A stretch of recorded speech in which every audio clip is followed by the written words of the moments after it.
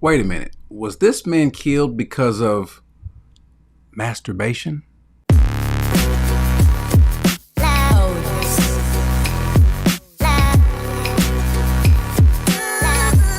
There's a story in the Bible where people have kind of misunderstood what's happening, and they might try to kind of extrapolate what they thought happened there onto what could happen potentially to someone who they think is doing the same thing, even though what they think the person is doing isn't what was done in the Bible. That makes sense? Hope I'm not confusing you, but I want to go to this story of Onan in the Bible. He does something, God kills him for it, and some people are a bit confused as to why. And so sometimes when you're confused, what happens? People tend to kind of guess and sometimes even make things up. So let's go to the text. This is Genesis 38:4. You know what? Let's go back. Let's start in verse 2. Judah saw there a daughter of a certain Canaanite whose name was Shelah, and he took her and went into her. So she conceived and bore a son and named him Then she conceived again and bore a son and named him Onan. This is who the story is about. She bore still another son and named him Shelah, and it was Chezib that she bore him. Now Judah took a wife for his firstborn. Now remember, this is Judah, who is a son of Israel. He is one of Jacob's son. He is actually the person whom the line of Jesus comes through. Remember, the Bible tells us in Genesis later on that the scepter shall not depart Judah. This is who we're speaking of, Judah the father. Now Judah took a wife for his son, and her name was Tamar. But Judah's firstborn, was evil in the sight of the Lord. So the Lord took his life. So the Lord took which is his prerogative. Why? Because he's God. He could do that. Then verse 8, Judah said to Onan, "Go into your brother's wife and perform your duty as a brother-in-law to her and raise up offspring for your brother." Well, that doesn't seem right to us. That seems a little bit weird, maybe icky, because that's just not our custom. We're going to see where this comes from in a little bit. But notice what Onan does. Onan knew that the offspring would not be his. That's important. So when he went into his brother's wife, he wasted his seed on the ground in order not to give offspring to his brother. Now, this issue here is where some people misunderstand what's happening. They think that maybe he has done something that he should not have. This is where this question of, is masturbation a sin? And some people think that this is what's happened here. This is not what's happening here. He just simply did not complete the act with her. That's all. And by the way, this is not even given some sort of, because this is not what's mentioned here, nor do we have an example of it in the Bible. Is that to say that it's okay to do so, that it's not a sin? No, it's not okay to do so, and it is sinful because in order to do so, and I know someone's going to have a response back, but in order to do so, you have to lust after someone that's got it. Or I guess you don't have to. I guess you don't have to. And I don't want to get too much down this particular road. Someone's going to send something back, well, Corey, you don't have to this, or you don't have to that. But that particular act would be something that God is not wanting us to do. But now let's go back to the text, though, because I want to show you what the issue is, and then why God actually did kill Onan and what was his sin, because he did sin. If not, and I'm trying to be safe here, but if not finishing the task is a sin, which, by the way, it's not a sin.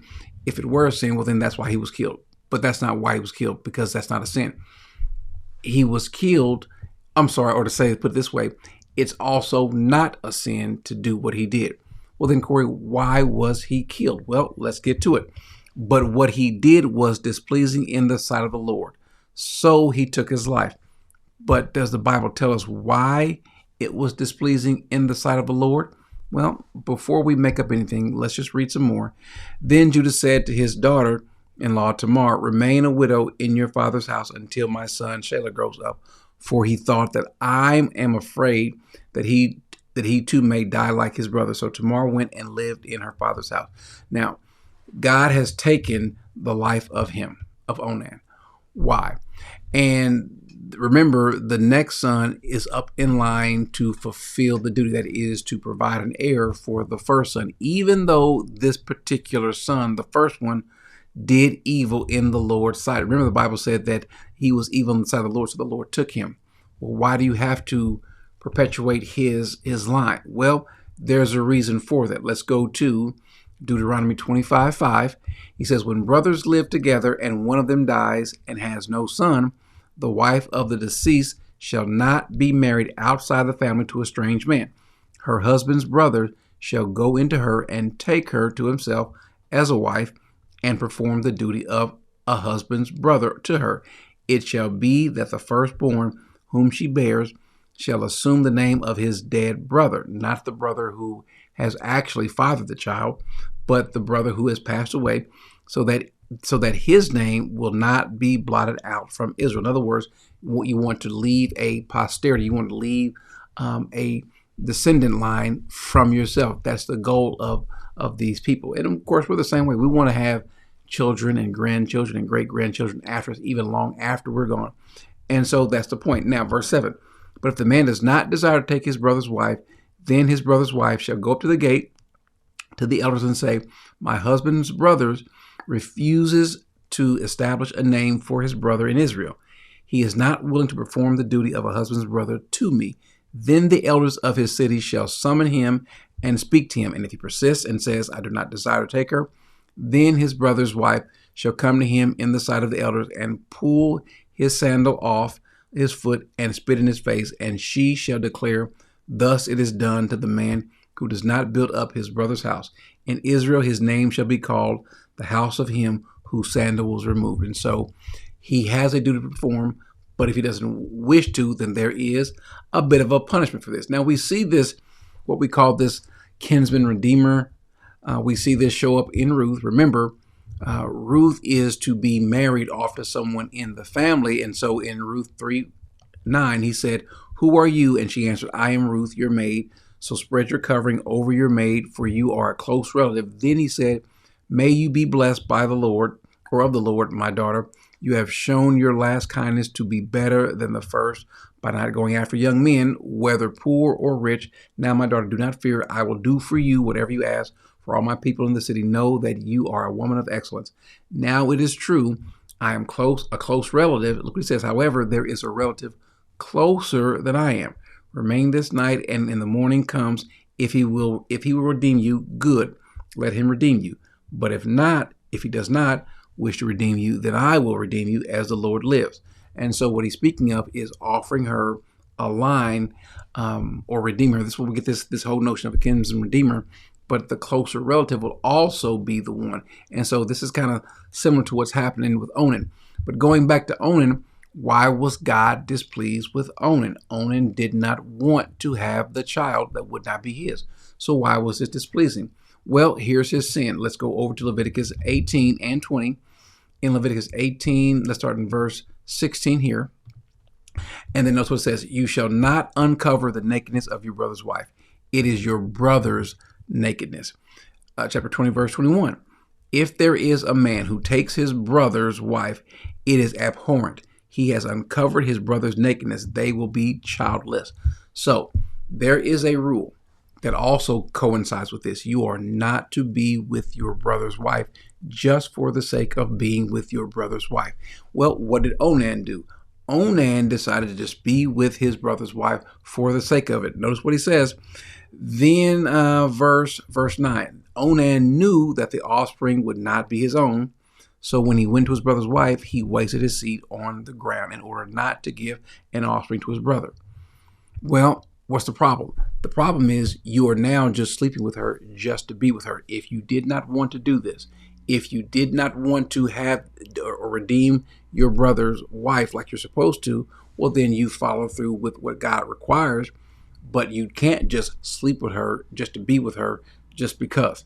That is the problem. And so because of that, because he violated the sin, not because he didn't redeem the child or redeem the line for his brother, there's a provision for him not to do so if he so chooses. But now he would be marked for that. He would be viewed in a negative light because of that. But you wouldn't die for that. But because you decided to go ahead and to sleep with her, there is the issue. Now, the interesting thing, after all of this that was going on, this reads like a soap opera. Better than any soap opera that you can see. But the interesting thing about all of this is that, remember, the Bible says that the scepter shall not depart Judah. And so who comes through Judah? Well, Jesus's lineage is through Judah. And so as Judah, who is withholding his son from Tamar, is tricked by Tamar, and then Judah ends up thinking that he's sleeping with a prostitute, ends up sleeping with Tamar, and so she, in essence, becomes redeemed by Judah, and Judah realizes his sin, and they have a son named Perez.